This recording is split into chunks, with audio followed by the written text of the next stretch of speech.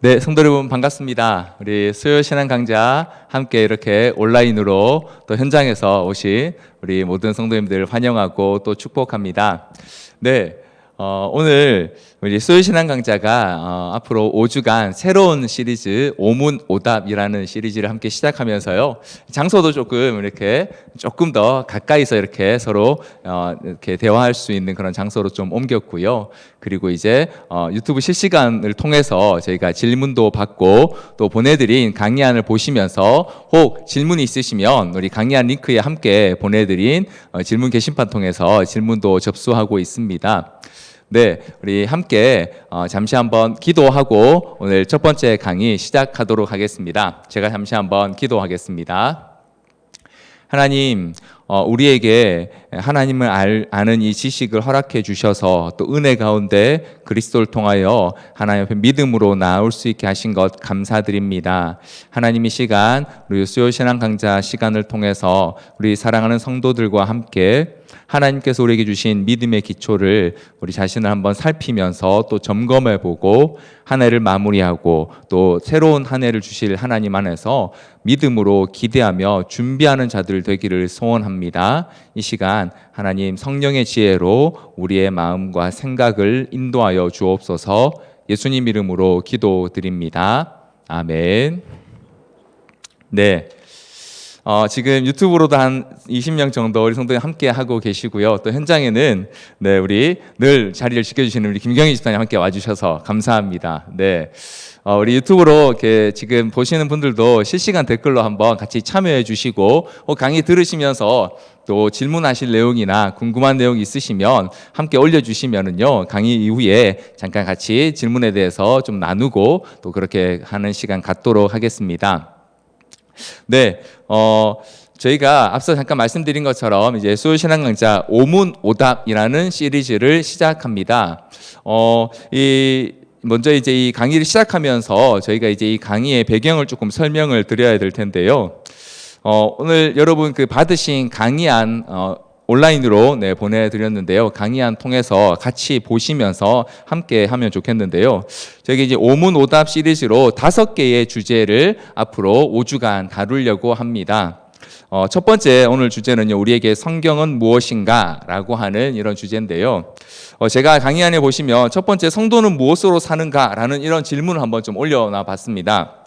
아마 많은 분들이 아실 겁니다. 네, 사람은 무엇으로 사는가 라고 하는 그 아주 유명한 톨스토이의 작품이 있습니다. 네, 사람에게 가장 중요한 게 무엇인지 기독교적인 메시지를 잘 보여준 아주 유명한 단편 작품인데요. 제가 이제 그걸 좀 흉내내서 성도는 무엇으로 사는가라는 질문을 좀 던져봤는데요. 왜 자꾸 이렇게 교회에 오면 또 강의하면 또 우리 목사님들이 이런 자꾸 어려운 질문, 도대체 어떻게 사십니까? 무엇으로 사십니까? 왜 이렇게 사시나요? 이런 질문을 자꾸 하는가?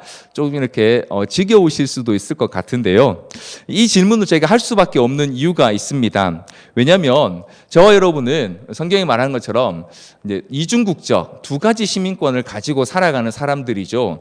그래서 계속해서 우리가 현재 살아가고 있는 삶 외에 우리가 소유하고 있지만 아직 온전히 누리지 못하는 이 시민권에 대한 이야기, 하늘의 시민권에 대한 이야기를 상기시키지 않으면요, 우리는 그걸 자꾸 잊어버리고 살기 때문에 계속해서 우리는 도대체 성도는 어떻게 사는 것일까? 성도란 어떤 사람일까? 라는 질문을 할 수밖에 없는 것입니다. 자, 이런 질문을 시작하면서 저희가 함께 5가지 주제를 살피려고 합니다. 그 5가지 주제는 우리 강의 나가는 순서는 성경, 그리스도, 은혜, 믿음, 하나님의 영광, 하나님께 영광이라는 주제인데요. 이 5가지 주제를 먼저 좀 잠시 설명을 좀 드리겠습니다. 우리가 잘 알고 있는 그 종교개혁이라고 하는 마틴 루터로부터 시작해서 칼빈에 의해서 완성되고 오늘 저와 여러분에게 지금까지 이렇게 전수된 이 개혁주의 신앙의 종교개혁의 그 모토라고 하기도 하고요. 또 어떤 분들은 뭐 원리 혹은 슬로건이라고 하기도 합니다. 그런데 이제 여기 5가지를 이렇게 이야기하고 있지만 사실 처음부터 종교개혁자들이 마틴 루터가 혹은 존 칼빈이 이 5가지를 이렇게 막 주장해서 한 건 아닙니다. 맨 처음 루터가 오직 믿음, 오직 은혜, 오직 성경이라는 내용을 가지고 이제 종교개혁의 정신을 이제 일으키기 시작했고요. 그 이후에 이제 다른 사람들에 의해서 오직 그리스도 또 오직 하나님께 영광이라는 두 가지가 더해지면서 이게 이제 개혁주의 신앙의 원리 혹은 종교개혁의 어떤 중요한 슬로건으로 그렇게 많이 알려져서요. 이걸 파이브 솔라라고 이렇게 이제 부르기도 합니다. 네, 앞에 라틴어로 보시면 솔라라는 단어가 이제 붙어 있어서 그렇습니다. 이게 이제 시작된 배경을 잠깐 좀 볼 필요가 있습니다. 우리가 잘 아는 것처럼 종교개혁은 마틴 루터가요, 네, 비텐베르그 성당에 95개의 우리가 반박문이라고 하는데 논제라는 걸 붙이면서 시작됐습니다. 그런데 그걸 붙이게 된 이 배경이 이 루터가 오랫동안 사제로 있으면서 과연 이렇게 죄가 많은 우리 죄인이 의로우신 하나님과 어떻게 만나서 교제할 수 있는가? 그게 과연 가능한가라고 하는 오랜 고민이 있었는데 이제 루터가 그걸 로마서와 또 성경 안에서 그건 오직 믿음으로만 가능한 일이구나. 그리고 그걸 가능케 하시는 것은 하나님의 은혜고 또 그걸 알 수 있는 유일한 원천은 성경밖에 없다라는 사실을 이제 그 자신이 먼저 이제 확신하게 됐고요. 그래서 이제 그걸 근거로 이제 당시 중세 교회가 행하고 있던 면죄부 판매라든가 교황주의 또 사제주의가 같은 것들에 대한 이제 이 질문들 논박을 이제 95개에 걸쳐서 붙이면서 이제 그가 의도하지 않았지만 하나님께서 그를 사용하셔서 이제 오늘 저 여러분에게 이 개혁주의라고 혹은 우리의 신앙의 이제 원류로 알려진 이 개신교가 시작되게 하셨습니다. 그래서 이제 처음에는 이제 이 오직 믿음, 오직 은혜, 오직 성경이라는 세 가지가 사실 이 루터의 그 종교개혁의 시작의 가장 원칙이었다고 볼 수 있고요. 그 이후에 이제 칼빈에 의해서 이 이제 종교개혁이 정리되고 개혁주의라고 하는 흐름이 만들어지면서 이후에 이제 그 칼빈이 주장했던 두 가지를 더 정리하면서 이 사람들이 오직 그리스도, 오직 하나님의 영광이라는 두 가지를 더 보태게 되고요. 그래서 총 5가지의 이제 모토 혹은 슬로건이 종교개혁 안에 있었다라고 보통 이렇게 이야기를 하게 됩니다. 자, 그런데 저희는 이번 이 신앙 강좌를 통해서요, 요 순서가 아닌 옆에 보시면 저희가 그 강의의 순서를 따로 이제 좀 이렇게 오직 성경, 오직 그리스도, 오직 은혜, 오직 믿음, 오직 하나님께 영광이라는 이 순서로 저희가 강의를 함께 하게 됩니다. 참고로 12월 달 우리 추천 도서인 개혁주의 서론이라는 그 책의 이제 순서이기도 하지만요, 여기에 이렇게 5개의 순서가 새로 정리되어 있는 데는 좀 이유가 있습니다. 왜냐하면 우리가 하나님을 알 수 있고 하나님께서 우리에게 주신 유일한 계시의 가장 핵심적인 원천은 성경밖에 없기 때문에 오직 성경으로부터 시작해서 그 하나님의 계시의 유일한 통로라고 할 수 있는 그리스도와 그걸 깨닫게 하시는 은혜를 거쳐서 오직 믿음으로만 의롭게 되는 것이 바로 우리 신앙의 가장 근본적인 원리라고 할 수 있기 때문에 순서를 좀 이렇게 잡고 있습니다. 그리고 그 모든 것들은 하나님께 영광이 있다라고 하는 마지막 5번째 주제를 이제 순서로 놓게 되면서요, 저희가 이렇게 오직 성경 그리고 그리스도, 은혜, 믿음 그리고 영광이라는 5번의 주제를 다루게 되는 것인데요. 특별히 저희는 이걸 좀 질문 형태로 한번 저희가 강의를 한번 진행해 보려고 합니다. 그래서 오늘 첫 번째 강의의 주제는 이겁니다. 우리에게 성경은 무엇인가?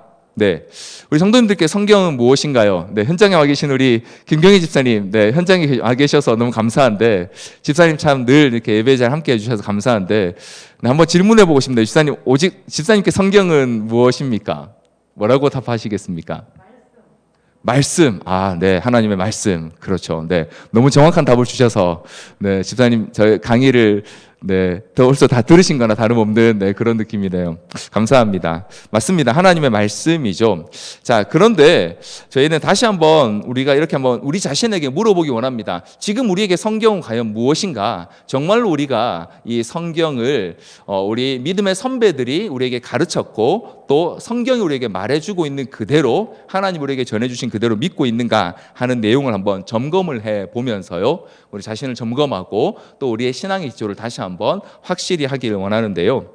먼저 저는 강의의 시작을 이렇게 한번 해봤습니다. 오직 성경이라니 라는 제목인데요. 제가 강의 준비하면서 좀 이렇게 물어봤습니다. 주변에 오직 성경이라는 이 단어를 딱 들었을 때 어떤 이미지가 떠오르냐고 물어봤습니다. 네, 그랬더니 하나같이 이런 답을 주시더라고요. 좀 약간 답답하고 고리타분한 느낌이 든다. 왜 그러냐니까, 아니 이 교회와 신앙 안에 성경 말고도 여러 가지가 있을 텐데 오직 성경이라고 말하니까 뭔가 다른 것들은 다 필요 없고 그것만 해야 되는 건가? 라는 그 느낌이 든다라고 하는 답변, 좀 의견도 들을 수 있었고요. 네, 오직 성경이라고 말하니까 세상과 나는 간 것 없고 성경만 읽어야 하는 건가? 세상의 삶도 필요 없고 그냥 열심히 성경만 읽으면 된다는 건가 하는 그런 좀 느낌이 든다라는 의견을 들을 수 있었습니다. 실제로 우리 성도님들께서도 혹시 오직 성경이라는 이 말을 들을 때 그런 느낌을 받으시나요? 지금 우리에게는 사실 이런 느낌일 수 있습니다만, 이 처음 종교개혁이 시작되던 당시에 오직 성경이라는 이 주제는 굉장히 도전적인 주제였습니다.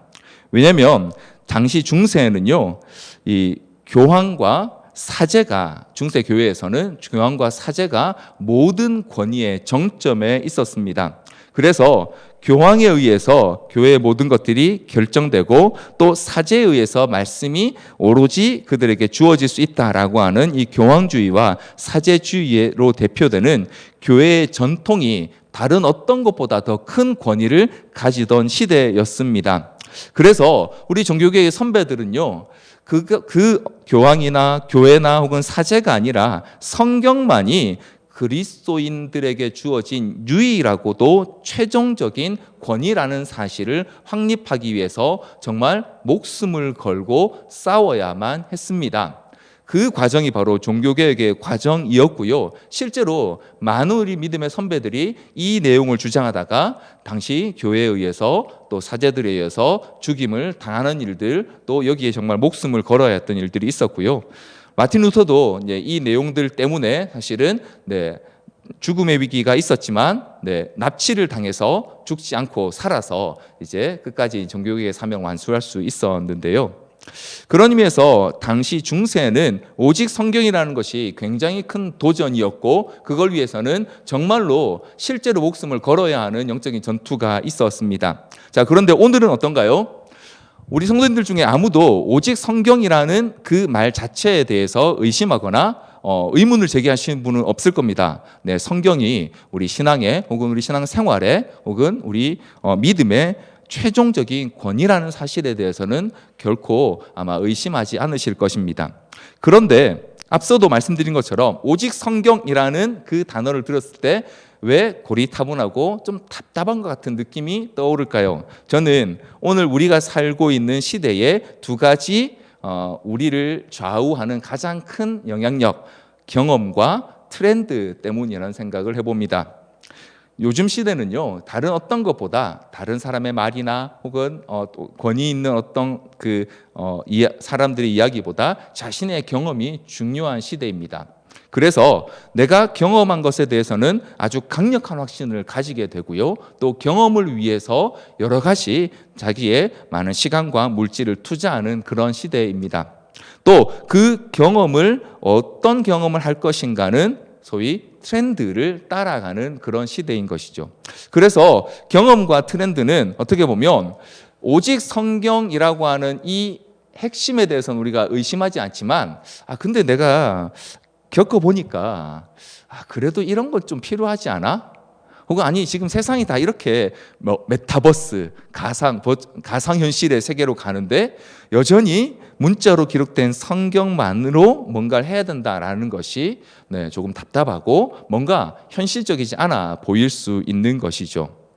그래서 오늘 우리는 중세와 같이 우리의 목숨을 걸어야 하는 것은 아니지만, 그러나 세상이 우리에게 늘 보여주고 들려주고 또 강조하고 있는, 그러나 아주 사소한 세상의 가치와 성경이라고 하는 이 중요한 가치 사이에서 영적인 전투를 벌이고 있는 시대라고 할 수 있습니다. 여러분, 제가 영적인 전투라고 말씀드렸습니다. 이건 분명히 영적인 전투입니다. 단지 내가 이걸 좀 더 잘 따르는가, 잘 믿는가, 혹은 잘 알고 있는가의 문제가 아니라요, 영적인 전투입니다. 사소한 것 같지만, 그래서 내가 요런 것들을 조금 더 잘하면 좋지 않겠어? 라고 하는 생각으로 가볍게 넘어갈 수 있지만, 그러나 이것은 성경에 대한 우리의 신앙과 세상의 풍조, 트렌드라고 하는 풍조가 부딪히는 영적인 전쟁의 자리고요. 그런 의미에서 오늘 저와 여러분은 우리의 지금 삶의 현장에서 벌어지고 있는 영적인 전투가 과연 어떻게 이루어지고 있는지를 한번 살펴보고 생각해보는 그런 중요한 시간을 함께 가진다고 할 수 있습니다. 자, 그런 의미에서 오직 성경이라니라고 하는 이 질문에서 우리 한 걸음 더 나가봐야 됩니다. 자, 그러면 오직 성경이라는 이 말에 담겨 있는 의미는 과연 뭘까요?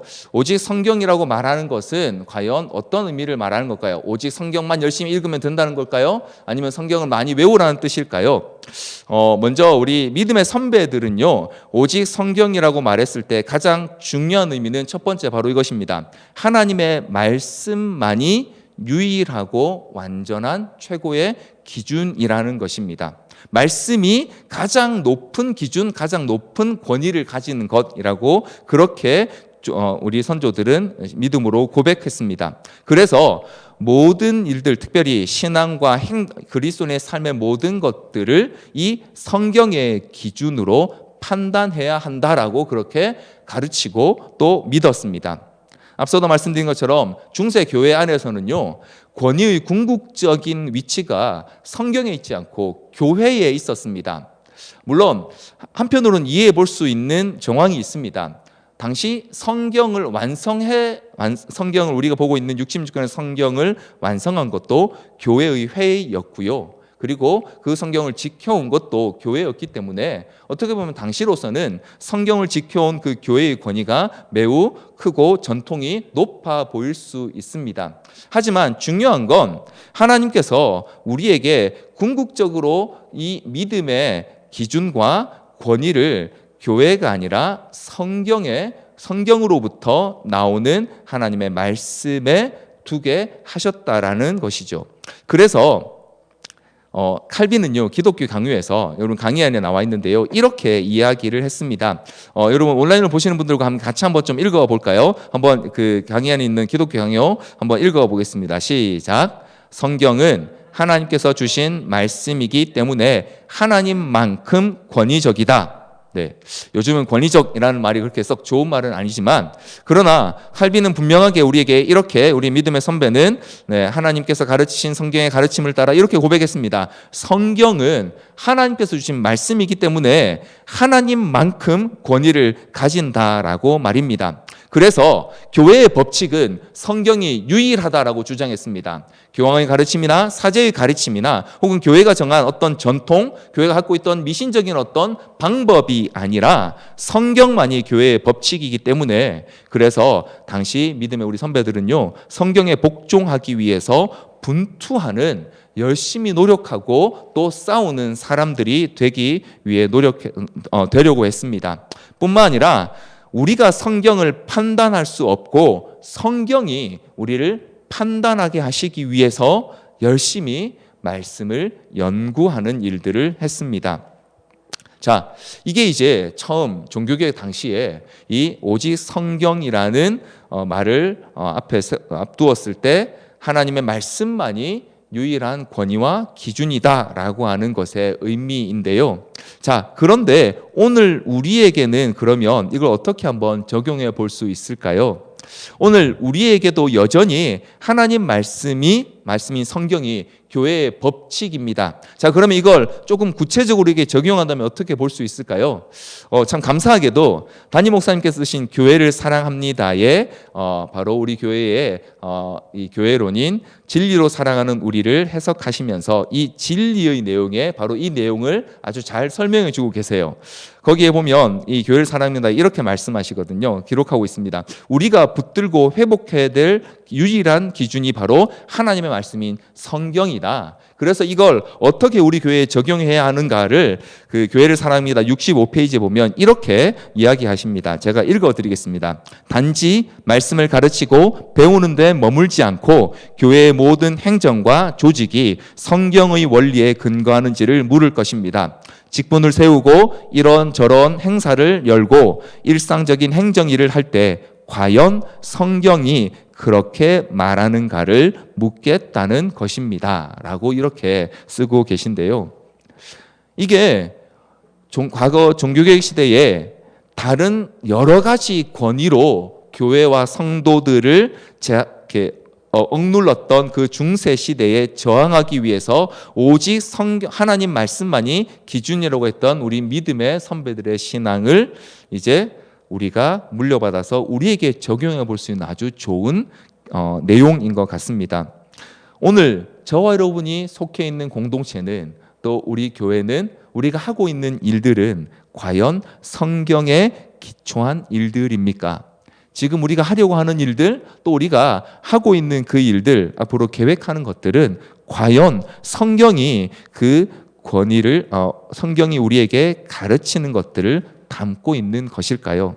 단지 가르치고 배우는 것뿐만 아니라 행사나 혹은 일상적인 일들에서까지 우리는 하나님 말씀이 우리 삶의 유일하고도 최고의 기준이라는 사실을 고백할 때에 우리는 진짜로 오직 성경이라는 믿음을 고백하는 것이 되는 것입니다. 자, 그리고 오직 성경이라고 하는 이 내용은요, 이 말은 두 번째로 하나님 말씀에는 오류가 없다라고 하는 의미 또 고백을 담고 있습니다. 자, 앞서 말씀드린 것처럼 성경이 우리의 행동과 믿음의 최고의 기준이고 권위라고 한다면 그 성경의 권위는 어디에서 오는가라는 의문이 생길 수 있습니다. 이걸 중세교회는 교회 자체에서 찾았습니다. 그래서 그 교회의 최고 권력자인 교황이 이제 마치 그 권위를 가진 것처럼 그렇게 행동을 했었습니다. 자, 그런데요, 우리 믿음의 선배였던 칼빈은 이걸 또한 이렇게 그 기독교 강요에서 이렇게 정리했습니다. 우리 같이 한번 거기 기록되어 있는 기독교 강요 문장 한번 읽어보도록 하겠습니다. 같이 한번 읽어보겠습니다. 시작. 성령께서 내적으로 가르침을 주신 사람들은 진정으로 성경을 신뢰한다.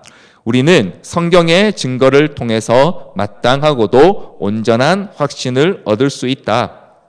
성령께서 우리 그 마음에 가르침을 주신, 즉 조명을 해주시는 사람은요, 성령의 증거를 통해서 마땅하고도 온전한 확신, 곧 성경이 하나님 말씀으로서 오류가 없고 온전하다는 사실을 확신할 수 있다라고 그렇게 분명히 고백을 했는데요. 자, 그런데 그렇다고 했을 때 단지 그러면 성경이 믿음과 도덕의 영역에서만 신뢰하면 충분한가라는 이런 또한 질문이 생기게 됩니다. 사실은 이 질문들, 즉 성경이 과연 오류가 없는가라고 하는 이런 질문들은요, 사실 이제 소위 이성의 시대라고 하는 합리주의 시대로 넘어오면서 이제 성경을 여러 다양한 방법으로 연구하면서요, 때로는 성경의 그 내용이 어떤 우리가 소위 과학적이거나 역사적으로 연구된 사실과 잘 맞지 않는다라거나 혹은 성경에 기록되어 있는 것과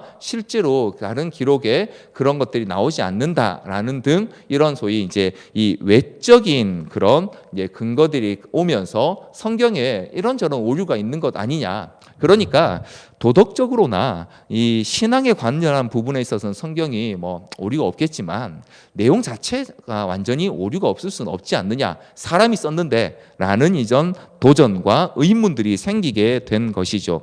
자, 그런데 문제는 만약 성경이 역사적인 사실로서는 오류가 있고 기록에 문제가 있고 그게 사실이 아니거나 혹은 네, 사실과 다른 걸 담고 있다라고 한다면 과연 누가 성경의 어떤 부분은 진리이고 어떤 부분은 진리가 아니라고 판단해 줄 수 있을까요? 신학자들 혹은 신학 교수 혹은 박사들에게 그 판단을 맡겨야 할까요? 아니면 오늘 우리 시대에는 목사나 혹은 이런 사람들에게 그 판단을 맡겨야 할까요? 그건 결국 과거 중세교회가 가졌던 사제주의와 동일한 모습을 가지게 되는 것이죠. 그래서 우리는 과연 성경에 오류가 없는가라고 하는 이 내용에 대해서 한번 간단하게 좀 한번 살펴볼 필요가 있는데요. 이걸 이제 좀 이야기하기 위해서요. 우리는 어쩔 수 없이 신학적인 표현들을 좀 사용을 해야 됩니다. 제가 강의 안에 보시면 이 성경의 기록 방법에 대한 신학적 표현들을 좀 이렇게 한번 기록해 뒀는데요. 들어보신 것도 있을 테고 못 들어보신 분도 있을 텐데요. 제가 간단히 한번 잠깐 설명을 좀 드리겠습니다. 신학적으로 신학에서요, 이제 그 성경의 기록 방법을 방식에 따라서 한 3가지 정도로 성경이 이런 식으로 성령에 의해서 기록되었다라는 표현을요, 이렇게 3가지로 표현합니다. 하나는 기계적 영감설, 역동적 영감설, 유기적 영감설. 네. 들어보신 분도 있을 수 있고요. 네, 아마 전혀 낯선 분도 있을 수 있는데요.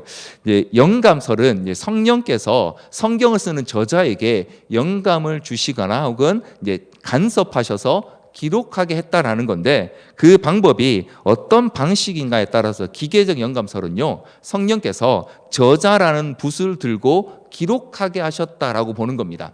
그냥 불러지는 대로 받아 적어, 이게 이제 기계적 영감설인 거죠. 그래서 성경은 문자 그대로 전혀 오류가 없다라고 이제 보통 믿는 방식이 기계적 영감설이고요. 역동적 영감설은요, 내가 성경을 좀 이렇게 써야 하지 않을까? 이런 내용들을 좀 기록해야 할 것 같아. 이건 너무너무 중요한 것 같은데? 라는 이런 어떤 영적인 활동에 대한 이 고향감을 주셔서 성경을 기록하게 했다라는 이제 그런 방식인데, 이건 이제 기록에는 간섭하지 않으시고 성령께서 그냥 난 이걸 좀 기록해야 될 것 같아. 정말 이거 안 쓰면 내가 후회할 것 같은데? 라는 이제 이런 방식으로 성경을 기록하게 하셨다라고 하는 이제 그런 영감설이고요.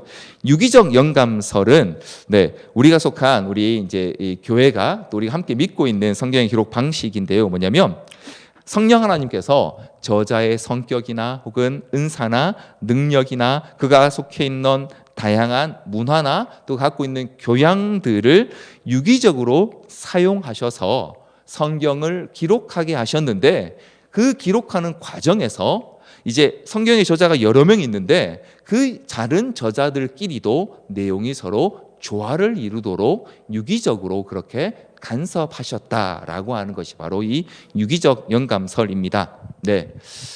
시험 보실 거 아니기 때문에요. 네, 그냥 그런 게 있구나 정도로만 아셔도 되고요. 우리는 이 성령께서 정말 저자의 모든 것들을 다양하게 사용하시고 조화롭게 기록하게 하셨다라는 이 내용을 믿는다라는 것만 아시면 됩니다. 자, 왜 성경에 오류가 없는가라는 부분에서 이 이야기를 하냐면요, 기계적 영감설, 즉 성경이 있는 그대로 성령 받아 적게만 하신 거라면 오류가 있으면 성경은 틀린 책이 되는 거죠. 사본마다 단어가 빠지거나 들어가거나 어떤 부분이 있거나 없거나 혹은 단어가 잘못 기록됐다거나 하는 게 있으면 성경에 문제가 생기는 겁니다. 왜냐하면 기계적으로 받아 적게 하셨는데 틀리면 안 되는 거죠.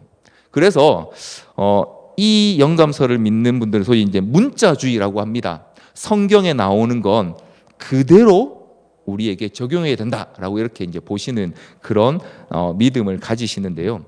성경이 실제로 많은 저자에 의해서 기록됐을 뿐만 아니라 여러 사본들, 다양한 번역본들이 있기 때문에 만약 그런 식으로 하나님이 일하셨다고 한다면 성경에는 분명히 오류가 생깁니다. 그렇기 때문에 성경에는 오류가 없다라고 말할 수 없는 것이죠. 그렇기 때문에 우리는 성령께서 저자의 다양한 상황과 배경들을 사용하셔서 그러나 하나님의 뜻과 전혀 배치되지 않고 성경의 각 내용이 조화롭게 기록되게 하셨다는 유기적 영감설을 믿기 때문에요, 성경은 오류가 없다라고 그렇게 우리는 믿는 것입니다. 뿐만 아니라 이제 영감을 어떻게 하시는가에 따라 범위에 따라서 부분, 뭐 사상 영감설, 완전 혹은 축자 영감설. 이제 축자 영감설이라는 단어를 들어보신 분도 계실 텐데요. 이게 이제 기계적 영감설과는 좀 다르게요. 저희는 완전 영감설을 믿습니다. 뭐냐면 성령께서 이 성경을 기록하게 하실 때에 그 단어 하나를 선택하는 것까지도 간섭하셔서 성경을 기록하게 하셨다라고 믿기 때문에 우리는 성경에 기록되어 있는 단어나 표현들에 주목하고 왜 이렇게 저자들이 기록했는지, 또 그걸 통해서 성경이 우리에게 말씀하시는 바가 무엇인지를 살피는 것을 아주 중요한 성경 연구의 방법으로 보고 있는 것입니다. 기계적 연관성과는 좀 다르게요. 우리는 성령께서 완전히 성경의 모든 부분에서 저자와 함께 일하셨고 기록하게 하셨다라고 믿는 것입니다. 그렇기 때문에 우리는 성경에 오류가 없다라고 믿음으로 고백하고요. 특별히 다른 어떤 부분들이 아니라 성경을 통해서 모든 인류가 구원에 이르도록 하시는 데 있어서는요, 이 성경이 완전하고도 전혀 흠이 없다라고 믿고 있는 것입니다. 앞서도 말씀드린 것처럼 이제 뭐 고고학의 발견이나 혹은 과학적인 연구나 뭐 이런저런 것들 때문에 성경 안에 보면 이게 잘 안 맞는 게 있어, 뭐 이런 게 좀 고고학 연구하고 좀 달라라고 하는 이런 이제 지적들 혹은 학자들이 이제 그 성경을 조금 역사적 사실을 보려고 하는 그런 연구들에 대한 지적이 있습니다. 그런데 앞서 말씀드린 저희 이제 12월 달 추천 도서인 개혁주의 서론에 보면요, 제임스 몽고메리 보이스 목사님께서 아주 재미있는 연구의 결과를 이제 지적하시는데요. 뭐냐면 성경에서 오류처럼 보이는 것들이 분명히 있다는 것입니다. 그런데 그 오류는요, 사실 이미 수백 년 전에 그 성경을 연구하던 모든 사람들도 알고 있었던 것이지, 그게 어느 날 갑자기 튀어나온 문제가 아니라는 것이죠. 과학적인 연구가 점점 진행되면서 그래서 성경의 오류가 발견된 게 아니라 사실은 이미 초대 교회 때부터 성경이 확립된 이후부터 많은 교부들이나 연구자들도 그런 내용들을 알고 성경을 어떻게 이해할 건지 계속 연구하고 있었다는 것이고요. 그리고 더 중요한 건 그 뒤로 성경의 오류들이 계속 늘어나고 과학적인 연구가 진행될수록 더 많은 오류가 발견되느냐 하면 그렇지 않다는 것이죠. 이미 이야기된 오류들 외에 더 많은 오류가 나오지도 않고, 중요한 건 어떤 성경의 부분들은 오류라고 이야기했다가 이후에 고고학적인 발견이나 화학적 연구를 통해서 그게 사실로 증명되는 일들도 더 있다라는 것입니다. 그래서 실제로 성경에 오류가 있는 것이 아니고요, 인간의 이 필사자들의 실수들이 있을 수 있고요, 그리고 이런저런 선택적 내용들이 있을 수 있습니다만, 성경은 하나님께서 우리 사람들에게 구원에 이르도록 하시는 완전하고도 흠이 없는 계시란 사실을 우리는 믿고 있는 것입니다. 그래서 우리는 오직 성경이라고 고백할 때에 하나님의 말씀은 아무런 오류가 없다라고 고백하는 것이고요. 자, 그렇게 믿기 때문에 성경이 우리 믿음과 행동의 유일한 규범이 될 뿐만 아니라요, 우리는 성경의 메시지를 전체적으로 종합적으로 받아들일 수 있게 되는 것입니다. 어떤 부분은 이렇게 말하고 다른 부분은 이렇게 말하는 게 아니고요, 성경 전체는 하나의 메시지로 조화롭게 구성되어 있기 때문에 우리는 성경을 일부분만 골라서 믿어도 안 되고, 그 중에 내가 좋아하는 말씀은 이거니까 앞뒤 맥락 없이 그냥 무조건 믿는 것도 안 된다는 것이죠. 성경은 전체의 메시지 안에서 그 전체를 받아들이면서 또 부분을 이해하고 또 믿기 위해 노력해야 한다는 것입니다. 또한 성경이 하나님 말씀으로서 무효하다라고 하는 이 의미는요, 우리가 맹목적으로 그냥 성경을 읽고 그대로 받아들여 라는 주장을 하는 것이 아닙니다.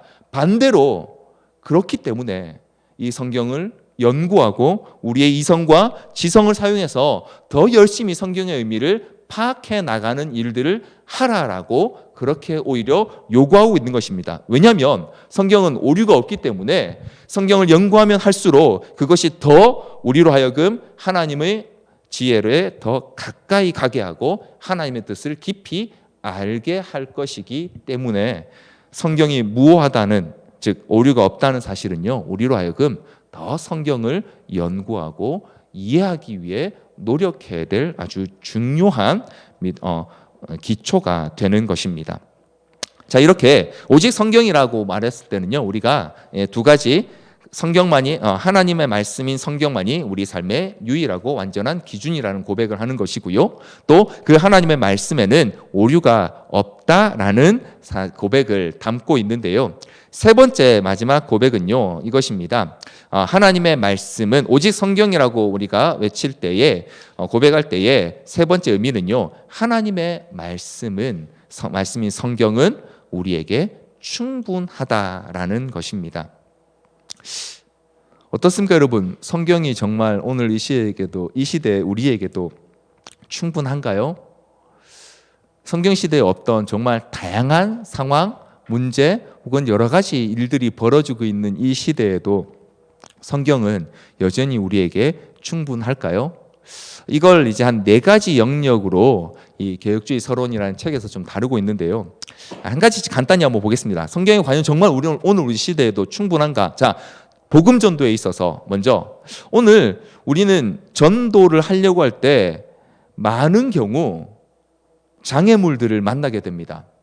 전도할 때 가장 큰 장애물이 역시 뭔지 생각나십니까? 뭘까요? 네, 교회의 이미지인가요? 저는 개인적으로 저 자신이 가장 큰 장애물이었습니다. 너는 그래서 잘하고 있어? 라든가 아니면 네가 정말 이렇게 말할 정도로 자격이 있니? 라는 그런 사단의 메시지가 속삭임이 제 마음에 들리는 것 같아서요. 자, 그러면 그런 거리낌이 전혀 없으셨을 예수님은 어떻게 전도를 하셨을까요? 마가복음 1장 우리가 잘 아는 사건이 있습니다. 바로 이 시몬 베드로의 장모의 열병을 고쳐주신 사건이 기록되어 있는데요. 예수님께서 그 시몬의 장모의 열병을 고쳐주시고 나자 주변에 많은 사람들이 병든 사람들을 데리고 왔어요. 그래서 예수님께서 밤늦게까지 병자들을 고쳐주셨는데 다음 날 이른 아침에 예수님께서 혼자 기도하시고 있으니까 제자들이 예수님을 찾아온 겁니다. 사람들이 몰려오니까요. 그때 마가복음 1장 37절 38절에 보면 이런 대화가 등장합니다. 제자들이 예수님께 와서 이렇게 이야기하죠. 만나서 이르되 모든 사람이 주를 찾나이다. 왜 찾겠습니까? 병 고쳐주신 것 때문에 찾는 거죠. 그런데 예수님이 그때 이렇게 말씀하십니다. 이르시되 우리가 다른 가까운 마을들로 가자. 거기서도 전도하리니 내가 이를 위하여 왔노라 라고 하십니다. 여러분 한번 생각해 보십시오. 예수님은 지금요, 이 기적으로도 혹은 예수님 자신으로도 사실은 얼마든지 아주 당당하게 이적을 통해서 전도하시고 하나님 나라를 말씀하실 수 있는 분이었습니다. 그런데 예수님께서 계속해서 전도하실 때 전하셨던 건 하나님 나라 복음 그리고 회개하라는 메시지였습니다. 야, 봐봐, 내가 얼마나 완전한 사람인지, 그래서 내가 너희들을 이렇게 고쳐줬으니까 너희가 하나님 말씀을 믿어야 돼 라고 말씀하시지 않고요, 오히려 병 고치는 일들을 중단하시고 복음을 전하는 일을 하시기 위해 다른 마을로 가자라고 하셨습니다. 이 내용에 대해서 이 제임스 보이스 목사님이 아주 재미있는 이런 해석을 이렇게 책에서 달고 계시는데요. 제가 한번 그 내용을 그대로 한번 읽어드리겠습니다. 만일 기적이 가르침보다 우선한다면 그 지역엔 수천 명의 튼튼하고 건강한 사람들로 가득하겠지만 그런 건강함에도 불구하고 결국에는 모두 죽을 것이고 지옥에서 멸망할 것입니다. 반면에 예수님께서 성경에 대해 가르치는 일에 집중한다면 사람들은 완벽하게 건강한 삶을 살지 못할 것이고 여전히 많은 육체적 질병이 존재하겠지만 이들 중 많은 이들이 믿고 천국에 갈 수 있었을 것입니다 라고 말입니다. 그게 예수님의 전도의 방식이었다는 거죠. 무슨 뜻입니까? 예수님께서는요, 자신의 어떠함이나 혹은 이적을 통해서 전도하려고 하신 게 아니라 하나님 말씀을 가르침으로써 복음을 전하셨다는 거죠. 여러분, 그런 의미에서 오늘 우리는 전도하려고 할 때 우리 마음에 있는 욕심을 이렇게 좀 그 마음을 잘 살펴볼 필요가 있는 것 같아요. 우리가 전도하려고 할 때 우리 자신이 장애물이 되거나 교회의 이미지나 오늘 많은 이렇게 한국 사회에서 비춰지는 그런 모습들이 뭔가 좀 거리낌이 되거나 장애물이 된다라고 생각하실 때 과연 우리는 무엇을 가르치고 싶은 걸까요? 복을 가르치고 싶은 걸까요? 복음을 가르치고 싶은 걸까요? 만약 전도의 주체와 전도의 핵심이 내가 된다면요, 복이 필요할 겁니다. 그래야 전도가 되죠. 내가 복을 받았고, 내가 성공했고, 내가 잘 되고, 교회를 다니면 괜찮다라고 말할 수 있어야 되니까요. 그런데 만약 내가 아니라 복음 그 자체가, 하나님 말씀 자체가 전도의 주체라고 한다면요, 어쩌면 우리에겐 우리 자신의 부끄러움도 전도의 귀한 소재가, 우리의 연약함도 또 복음을 증거하는 아주 중요한 디딤돌이 될 수 있을 것입니다. 왜냐하면 성경이 우리에게 무엇을 가르쳐 주는지를 증거할 수 있기 때문입니다. 그런 의미에서 여전히 성경은요, 우리에게 전도에 있어서, 또 전도뿐만 아니라 전도를 단순히 믿지 않는 자들에게만이 아니라 오늘 교회 안에도 여전히 하나님을 잘 모르거나 아니면 우리 다음 세대들 중에 하나님에 대한 믿음이 없는 우리 자녀들에게 가르치는 것을 전도라고 한다면 우리는 여전히 우리 자신이 아니라 하나님 말씀인 성경을 가르치는 것이 바로 가장 중요하고도 온전한 전도의 방식이 되는 것입니다. 그래서 여전히 우리에게 전도에 있어서도 하나님 말씀은 말씀만으로, 성경만으로 충분한 것입니다. 자, 거룩한 삶, 성화에 있어서도 마찬가지입니다. 네, 성경에서 바울은요, 이 성화의 비법이라기보다 성화의 방법을 이야기하면서 로마서 6장 11절에 이렇게 이야기를 하는 것을 볼 수 있습니다. 한번 읽어보겠습니다. 이와 같이 너희도 너희 자신을 죄에 대하여는 죽은 자요 그리스도 예수 안에서 하나님께 대하여는 살아있는 자로 여길지어다. 무슨 뜻입니까?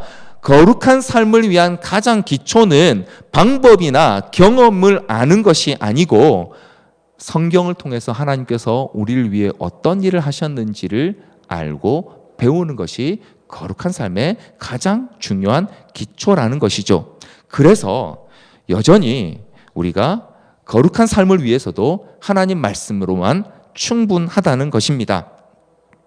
세 번째로 인도하심이 있어서도 마찬가지입니다. 자, 어떻게 보면 우리가 제일 많이 좀 고민하는 부분 중에 하나일 겁니다. 기도하며 준비했는데 왜 실패했을까요? 열심히 기도했는데 왜 안 됐을까요? 왜 시험에 떨어졌을까요? 왜 취직이 안 될까요? 왜 결혼을 못 할까요? 혹은 왜 진로를 못 찾고 우리 아이는 계속 방황하는 걸까요? 네. 심지어 성경에 안 나오는 요즘은 뭐 별의별 이제 다양한 일들이 일어나는 이 시대에 하나님의 인도하심을 받는데 성경만으로 충분할까? 뭔가 좀 특별한 계시나 하나님 음성을 듣는 일이 좀 필요하지 않을까요? 뭐 정답은 아주 분명합니다. 하나님이 그분의 방법대로 우리를 지켜주실 것을 믿으면서 우리가 옳다고 생각하는 것을 자유롭게 선택하면 된다라는 것이 뭐 어떻게 보면 정답이고 우리가 모두 너무나 잘 알고 있는 내용이죠. 자, 그런데 문제는 왜 우리는 항상 마음에 하나님이 날 인도하지 않으시는 것 같아라고 하는 그런 일말의 두려움 혹은 이제 이런 불안함이 생기는 걸까요? 그걸 저는 이렇게 한번 지적해 보고 싶습니다. 우리가 여러 가지 선택을 하면서 우리 마음에 가지는 소원이 과연 뭘까요? 저는 그걸 실패하고 싶지 않은 욕심이라고 한번 좀 정리해 봤습니다. 최근에 제가 좀 새로운 운동을 하나 배우고 있습니다. 네. 여러분 보시기에도 제가 좀 운동을 잘할 것처럼 보이십니까? 네. 사실 뭐 운동을 열심히 합니다. 잘하지 못하지만. 그런데 새로운 운동을 배워보니까요. 이게 정말 쉽지 않더라고요. 그런데 제 마음에 계속 어떤 생각이 드냐면, 저 사람은 잘하는데 나는 못하는 것 같아. 내가 좀 더 잘해야 되지 않을까? 막 이런 좀 두려움, 남들보다 처질 것 같은 이런 좀 그 마음의 부담이 자꾸 생겨서 더 잘하고 싶은데 안 되는 게 왠지 막 이렇게 답답하더라고요. 그래서 그만할까? 안 되는 건가? 나는 이건 안 되는 건가? 이런 생각이 들더라고요. 오늘 우리에게 선택의 순간에 우리 마음에 드는 가장 큰 소원은 혹시 그거 아닐까요? 난 실패하고 싶지 않다는 욕심. 하나님 제가 막 엄청난 성공을 바라지 않습니다. 그러나 이건 제가 실패하지 않아야 하지 않을까요? 적어도 우리 아이가 이 부분은 실패하지 않아야 하지 않을까요? 라고 하는 그런 욕심이 우리 마음 가운데 있어서 어쩌면 우리에게 더 두려운 마음을 들게 하는 것은 아닐까요? 그래서 실패하면 우리는 의심이 드는 거죠. 하나님이 날 인도하시지 않나? 하나님 뜻이 아닌가? 이게 하나님이 말씀하신 게 아닌가? 라고 하는 생각을 하게 되는데요. 그런데 성경이 말하는 인도하심이 과연 뭘까에 대해서요. 이 개혁주의 서론 108페이지에 보면 이렇게 좀 정의하고 있는 것을 볼 수 있습니다. 내용을 제가 한번 읽어드릴게요. 웨스트민스터 신앙 고백이 밝히듯이 하나님은 모든 것들에 대한 상세한 계획을 가지고 있으며 일어날 모든 일들에 대해 예정해 놓으셨다. 하지만 그것이 우리가 하나님의 계획을 사전에 알고 있어야 한다는 것을 의미하지 않는다. 사실 우리는 그렇게 할 수도 없다. 그러나 우리가 알 수 있고 알아야만 하는 것은 하나님이 성경 안에서 말씀하신 것이다. 하나님의 뜻을 우리가 다 알 수 없다는 거죠. 그렇게 할 수도 없거니와 할 필요도 없다는 것입니다. 다만 하나님께서 성경에 이미 말씀해 주신 것들에 대해서는 우리는 이미 충분히 알고 또 그것 안에서 행할 수 있다라고 그렇게 이야기하는 것입니다. 그런 의미에서 저와 여러분이 공통적으로 이미 중요하게 알고 있는 하나님의 뜻들이 있습니다. 가장 큰 건 예수님께서 우리에게 말씀하셨죠. 서로 사랑하라고요. 그리고 성경 우리에게 계속해서 이야기합니다. 거룩하게 살아가라고요. 하나님 백성으로. 그 일을 위해서 우리가 하나님 앞에서 기도하고 우리 마음에 좋은 것들을 선택하는 것은 하나님이 허락하신 것이라는 거죠.